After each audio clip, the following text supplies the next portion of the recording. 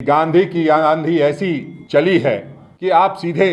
भगवान बिरसा मुंडा के जन्मस्थली में आकर के गिरे हैं और आपको भगवान बिरसा मुंडा से माफी मांगने को कांग्रेस पार्टी ने मजबूर कर दिया है। 14-15 वर्षों में भारतीय जनता पार्टी की सरकार रही, वो नहीं कर पाई और उन्हीं चीजों को की माफी मांगने के लिए आज प्रधानमंत्री जी पहुंचे हैं। प्रधानमंत्री जी बात ज्यादा करते हैं, काम कम करते हैं। हम काम ज्यादा करते हैं, बात कम करते हैं। प्रधानमंत्री जी इस बात को शायद समझ नहीं पाए कि झारखंड के लोग हमारा स्वागत कर रहे हैं इस नाते कि वो देश के प्रधानमंत्री हैं, ना कि इस नाते कि वो भारतीय जनता पार्टी के नेता हैं। नमस्कार, जोहार। सबसे पहले भगवान बिरसा मुंडा जी के चरण में नमन करता हूं और झारखंड की धरती पर आए हुए प्रधानमंत्री जी का स्वागत करता हूं। कल से स्वागत का सिलसिला जारी है और प्रधानमंत्री जी इस बात को शायद समझ नहीं पाए कि झारखंड के लोग हमारा स्वागत कर रहे हैं इस नाते कि वो देश के प्रधानमंत्री हैं, ना कि इस नाते कि वो भारतीय जनता पार्टी के नेता हैं। आज जो भगवान बिरसा मुंडा की जन्मस्थली पर प्रधानमंत्री जी गए हैं और जिस तरह से उस पूरे मंच का भगवाकरण किया गया है, हम ये कह सकते हैं कि आप भगवान बिरसा मुंडा को श्रद्धांजलि देने नहीं, 5 राज्यों में जो हो रहे चुनाव है उस पर राजनीति करने गए हैं। भगवान बिरसा मुंडा को शायद ये आभास नहीं रहा होगा कि जिस देश की आज़ादी की लड़ाई लड़ रहे हैं उसका प्रधानमंत्री हमारा इस्तेमाल इस तरीके से करेगा। आप जानते हैं कि बाबूलाल मरांडी जी जो विधानसभा में अभी भी भाजपा के सदस्य नहीं हैं, उनको बतौर भाजपा अध्यक्ष मंच पर जगह दी जाती है, तो इससे यह स्पष्ट हो जाता है कि आप बतौर प्रधानमंत्री नहीं, बतौर भारतीय जनता पार्टी के नेता वहां उपस्थित हुए हैं। उनको किस हैसियत से वहां बिठाया गया, यह सवाल झारखंड की जनता पूछ रही है, क्योंकि वैसे विधायक 81 हैं यहाँ पर और वैसे 81 विधायकों को उस मंच पर जगह क्यों नहीं दी। और अगर आपको जगह देनी थी तो आपको उनको भारत सरकार में कम से कम जो एसटी आयोग है, जो जनजातीय आयोग है, उसका सदस्य भी बना करके अगर वहां जगह देते तो हमें कोई आपत्ति नहीं थी। आप भगवान बिरसा मुंडा जी जिस जेल में थे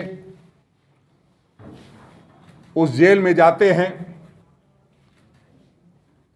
और जेल में बिरसा मुंडा जी को नमन करते हैं, लेकिन वो कहावत है ना कि मुंह में राम बगल में छुरी, तो उस कहावत के अनुसार हम ये दावे के साथ कह सकते हैं कि आप एक तरफ तो बिरसा मुंडा जी को नमन करते हैं और दूसरी तरफ जो बिरसा मुंडा को चाहने वाले, बिरसा मुंडा की राह पर चलने वाले, जल जंगल जमीन की लड़ाई लड़ने वाले राज्य के मुख्यमंत्री को जेल की सलाखों के पीछे भेजना चाहते हैं। मनसा आपकी साफ है। आज स्थापना दिवस है। स्थापना दिवस पर राज्य के लोगों को बधाई देता हूं और ये संकल्प लेने का आह्वान करता हूं कि आप एकजुट होइए और जो ये अंग्रेजों की नीति पर चलने वाले लोग हैं उनको सबक सिखाने का संकल्प लीजिए। तभी जाकर के इस झारखंड का कल्याण हो पाएगा। मैं समझता हूं कि प्रधानमंत्री जी आज जो गए हैं भगवान बिरसा मुंडा जी के जन्मस्थली पर, तो निश्चित रूप से उन्होंने मणिपुर के बहनों के साथ जो दुराचार हुआ, जो दुर्व्यवहार हुआ, उसके लिए माफ़ी मांगी होगी। जो डबल इंजन की सरकार बनी थी उसमें जो CNT SPT एक्ट को छीन करके अपने पूंजीपति मित्रों को जमीन देने का षड्यंत्र रचा था, जिसमें वो नाकाम हुए थे, उसके लिए उन्होंने माफी मांगी होगी। सरना धर्म कोड को लागू नहीं होने देने के लिए जो उन्होंने साजिश रचने का काम किया है महामहिम राज्यपाल के माध्यम से, उसके लिए भी माफी मांगी होगी। वन संरक्षण नियम 2022 में जिस तरह से वन भूमि अभियोजन में ग्राम सभा के अधिकार को समाप्त किया गया है और जिस तरह से 20 करोड़ देश में रहने वाले 20 करोड़ आदिवासियों के हक और हकूक को छीनने का काम प्रधानमंत्री जी ने किया है, उसके लिए भी प्रधानमंत्री जी ने भगवान बिरसा मुंडा से माफ़ी मांगी होगी। और जो देश के पहले प्रधानमंत्री आदरणीय पंडित जवाहरलाल नेहरू जी ने जो HEC को देने का काम किया था, उसको साजिश करके जो बंद करने का प्रयास कर रहे हैं और जिस तरह से वहाँ के मजदूरों के खून पसीने की कमाई नहीं देने का मन बनाया हुआ है, उसके लिए उन्होंने माफ़ी मांगी होगी। निश्चित रूप से अगर प्रधानमंत्री जी ने ये माफ़ी नहीं मांगी है तो अभी भी मीडिया के सामने, चूंकि अभी उनका लाइव टेलीकास्ट चल रहा है, मैं समझता हूँ सार्वजनिक रूप से जरूर माफ़ी मांगेंगे। आप सब जानते हैं कि जिस तरह से 5 राज्यों में चुनाव है और 5 राज्यों के चुनाव में जिस तरह से मध्य प्रदेश, छत्तीसगढ़, तेलंगाना में वहाँ के लोगों ने प्रधानमंत्री जी को खदेड़ने का काम किया है, या यूँ कहिए कि उनके जो सभा थी उसमें उपस्थिति नगण्य के बराबर लोगों ने शिरकत करने का काम किया है, उससे पीछा छुड़ा करके वो झारखंड पहुंचे हैं और इस नीयत के साथ पहुंचे हैं कि भगवान बिरसा मुंडा से माफ़ी भी मांगेंगे और माफ़ी मांगे ना मांगे उनके साथ एक जो फ़ोटो शूट उनका होता है वो फ़ोटो शूट करा करके पूरे देश की जनता को, या यूँ कहिए जिन राज्यों में चुनाव परसों है, उसको वो वहाँ के राज्यों की जनता को गुमराह करने का प्रयास करेंगे। उन्होंने कहा है कि आंधी चली है और कांग्रेस की तंबू उखड़ने वाली है। तो प्रधानमंत्री जी को बताना चाहता हूँ कि गांधी की आंधी ऐसी चली है कि आप सीधे भगवान बिरसा मुंडा के जन्मस्थली में आकर के गिरे हैं